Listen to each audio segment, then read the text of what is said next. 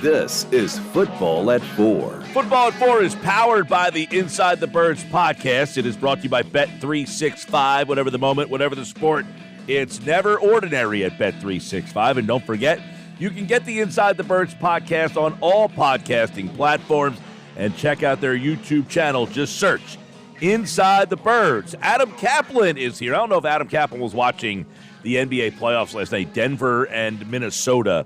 They went to break last night with the NWO Wolfpack music when the Minnesota Timberwolves were putting a beating on the Nuggets. I thought if you were watching that game, Adam, you would have picked up on that. I'm not sure if you saw it, though. Yeah, I did. Well, no, I did not for the NWO theme or the reference. But what I did see, Mike, is that I guess there's a WCW NWO documentary coming. I know Ric Flair apparently was not a part of it or something like that. Or it might have been the Monday Night Wars. I'm not sure what it is. No, it's the death of I've seen Flair going off about it. Right, he's pissed because they didn't call him for the death of WCW. And why would they not talk to him? That's ridiculous. But, yeah, I listen, as soon as because I usually watch, the Vice Channel has these wrestling documentaries every Tuesday night, folks, if you're into it on 10 Eastern, which I tape, because I actually worked for WCW for a couple of years, just ringing the bell here back in Philly at the Civic Center. I stopped watching wrestling, to be honest with you, after when the NWO collapsed in 1999. I stopped watching. So I don't know. Like, if you would have told me Hulk Hogan was champion, I probably would believe it because I don't know anything about it anymore. Other than I know Tony Khan, from the Jaguars, and my friend Alex Marvez, who's done some work with AEW, but I just don't follow it. But that to me was the golden age of wrestling, something that I know you lived through, I lived through. And one more thing, and I don't know if I told you this before. We my nephews and I rented the pay-per-view for Bash at the Beach in '96, and none of us got Hogan turning. We all got it wrong. That's great. Well, yeah, good stuff. They played the NWO Wolfpack theme on the way to commercial break when Minnesota is just thumping Denver last night. So it was a nice little play to the Wolves and the Wolfpack. So whoever had Turner there, they caught on to it and had it in the archives and played it on the way to break. We've got a lot to talk about here as we're taking a look at the team needs this week here with Adam, offense and defense for the Eagles, because you got a little taste of the rookies out on the field the other day, but how are these rookies going to perform? Who can step in and who still needs to be, who still has roles that need to be kind of filled? Let's look at this team, and, of course, the quarterback spot. You've got a lot here. You've got Hurts, and they added a couple of interesting names in the offseason. And so we do these pieces every year on Inside the Birds, and people really like them, and we get a lot of comments on YouTube, so we continue to do it. And what we explain to people is free agency, for the most part, is about current needs. It's very rare you could get a starter for more than 2 years. And if you do, it's usually via trade, a.k.a. A.J. Brown. But the draft is about the future. It's really not about the current needs. It's about the future with an eye, hopefully, on your current season, but it's about the future. So we've had the draft, and there still are needs. You mentioned quarterback. Quarterback is certainly not one of them. Every spot is taken. Pickett will be the backup to Hurts. McKee will most likely be the third quarterback. I don't see Will Greer beating him out. He's only there because of his knowledge of the offense, which he played in. When I say played in, he practiced and he didn't play. Right. Will Greer with the Chargers and the Cowboys with the offense coordinator here and the quarterbacks coach Doug Nussmeier. So that's why he's there. But again, quarterback, they're all set there. All right, let's go to running back. They did draft a running back there. They lost two, though. Penny just signed with Carolina. Boston Scott's in L.A. So a couple things here. Again, this is not about the future. This is about now. They could address Kenny Gainwell's contract. His contract's up after the season. Barkley's your starter. Gainwell's the 2. Third job's open with rookie Will Shipley. Lou Nichols, who has size. Ty Davis, Price has size. And Kendall Milton is an undrafted free agent. I know he's doesn't run really well, but he's got really good power.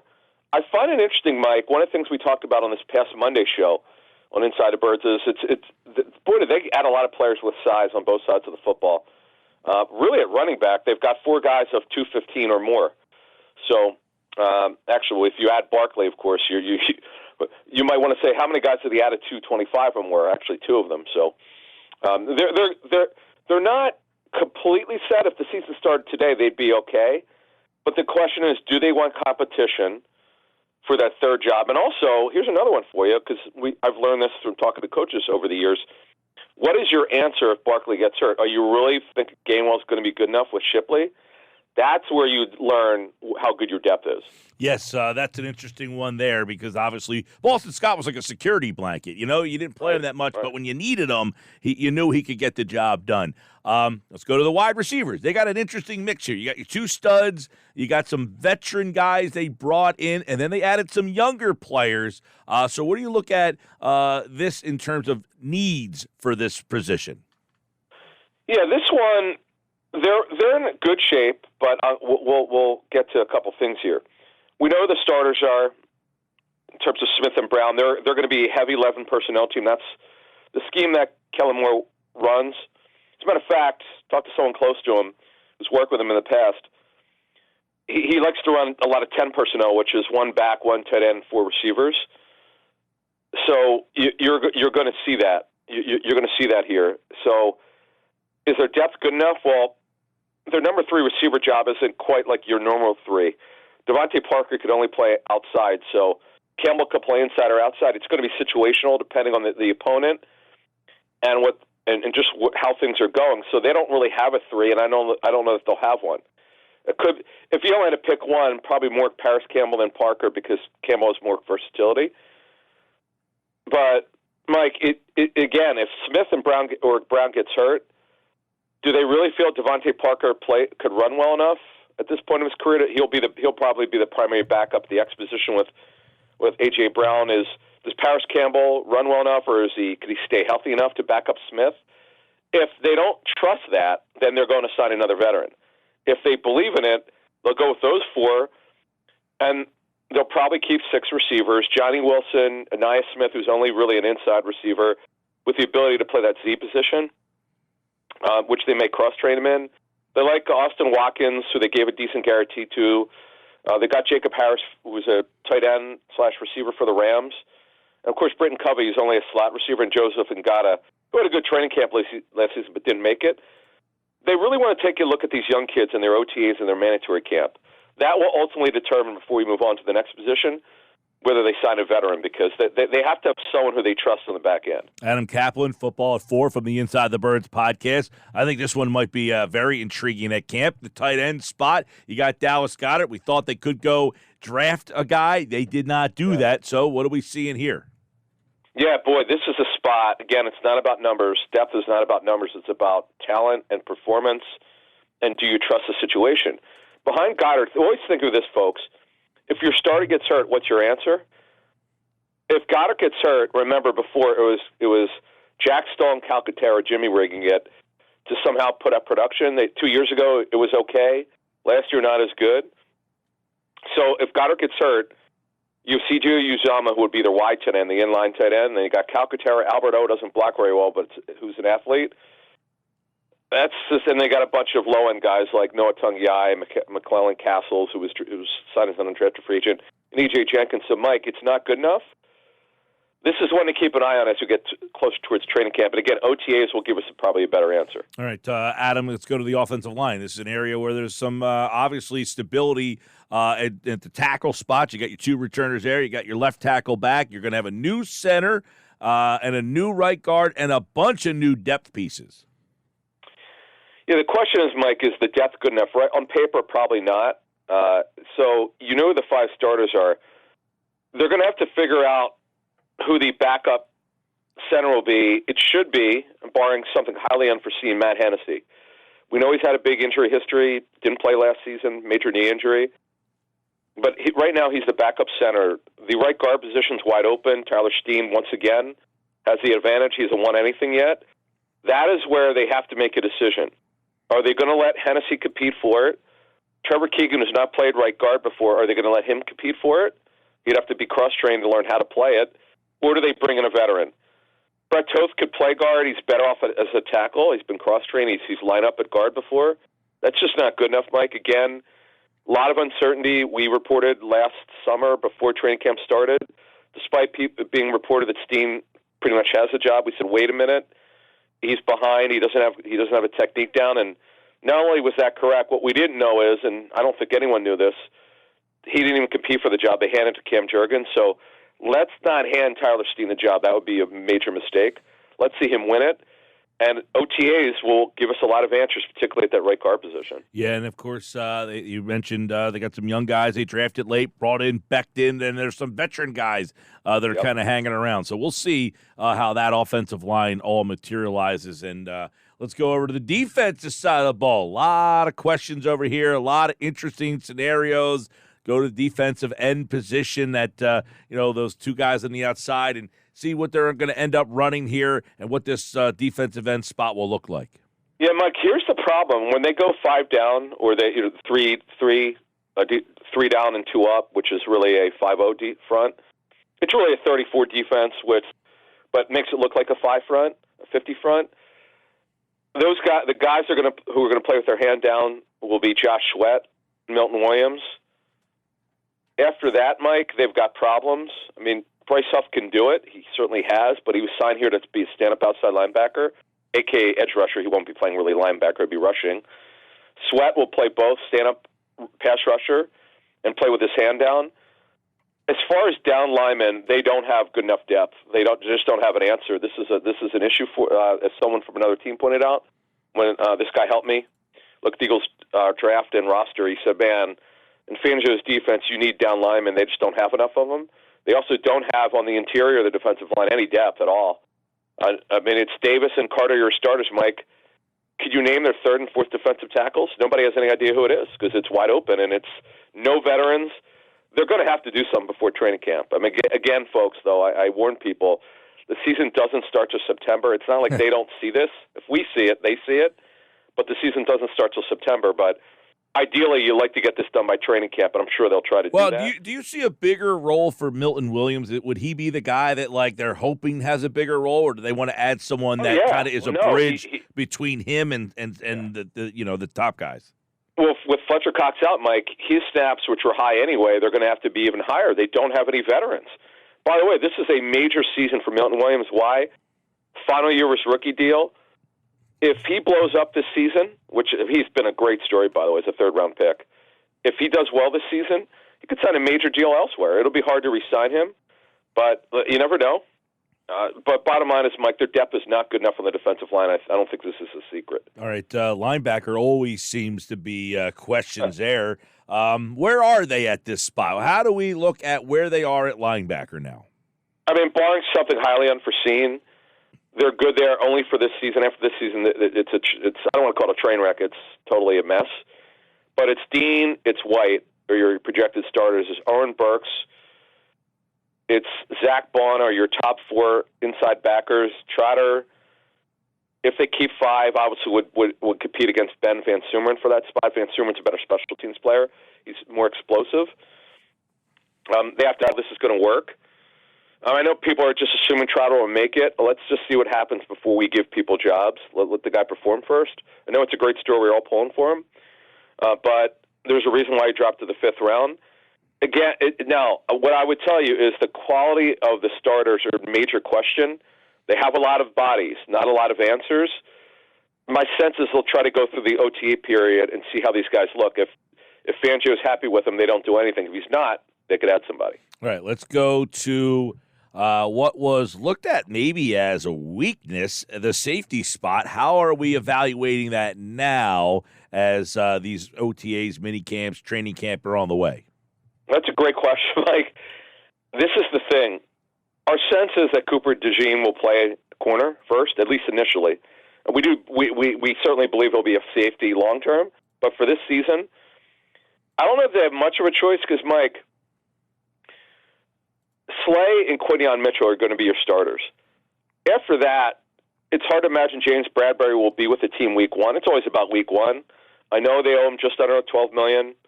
Just under $11 million. It's about $10.8 million, fully guaranteed in total cash.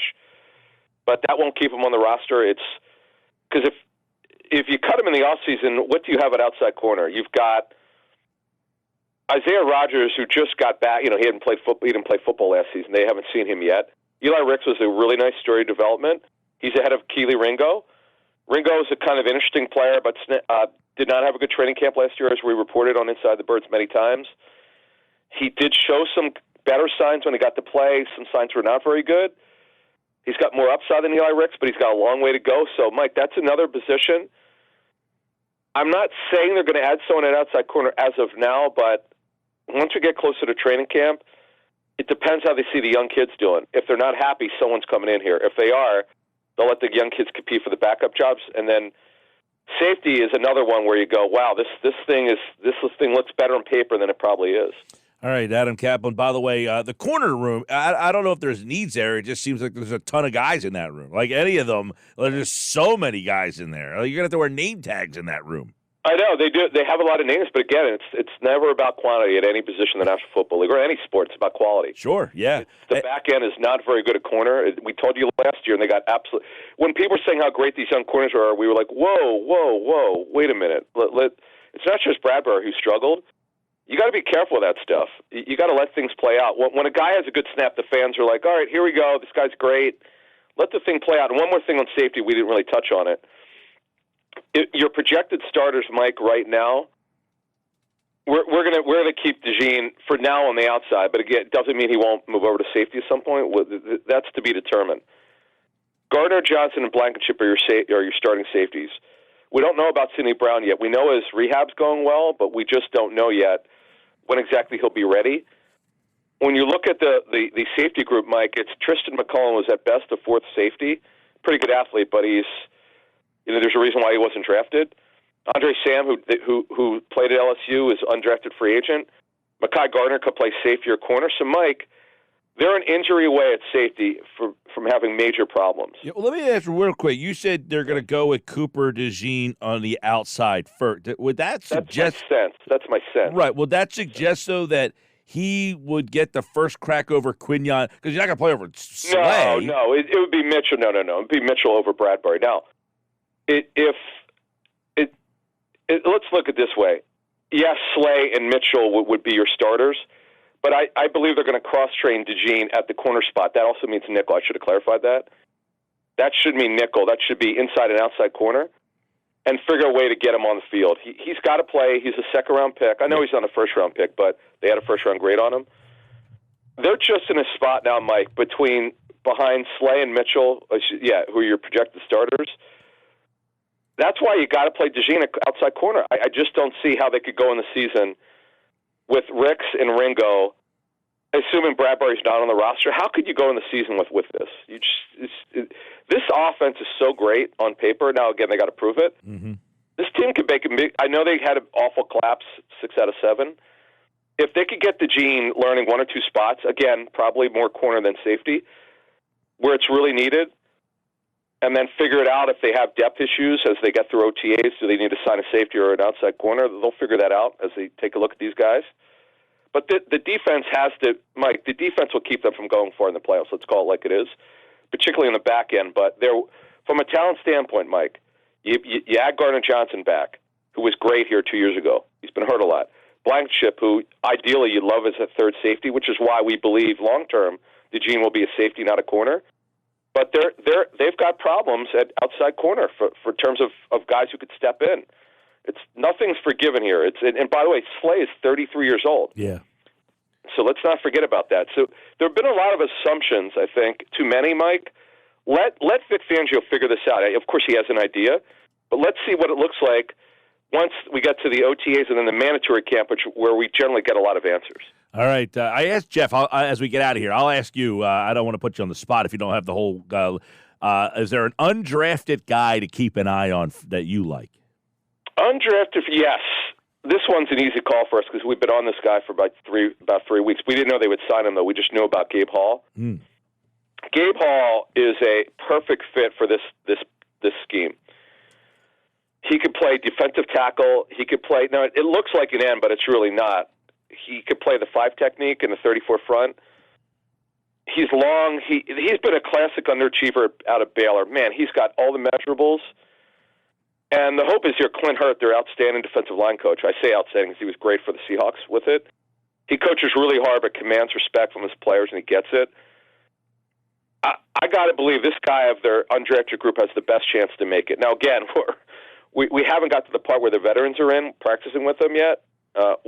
When the coaches could work with them, but that's why the OTAs later in May and then the mandatory camp will give us a lot of answers. The secondary, to sum this up, folks, is fascinating. We don't know for sure where DeJean's going to line up, but I'm fascinated to see because if I look at the numbers, I look at the talent level. They've got all sorts of issues in the back end of their defense in terms of depth. But let's just see how it plays out. In slot corner, Mike, it looks great with Maddox. I should mention with Tyler Hall. I know they like a lot. But Tyler Hall was not brought back by the Raiders, which is surprising. Maddox with his injury history. We've learned the hard lesson last year, Mike. You got to cross-train players because injuries are going to happen. All right, Adam Caplan, good stuff today on Football at 4. Of course, you can check out the Inside the Birds podcast on all podcasting platforms. Check out their YouTube channel. Just search Inside the Birds. Adam's back on Friday, and feels like the Eagles got a lot happening with these OTAs. The people are out. It's stuff running around. It's good to see. Thanks, Adam. Thank you.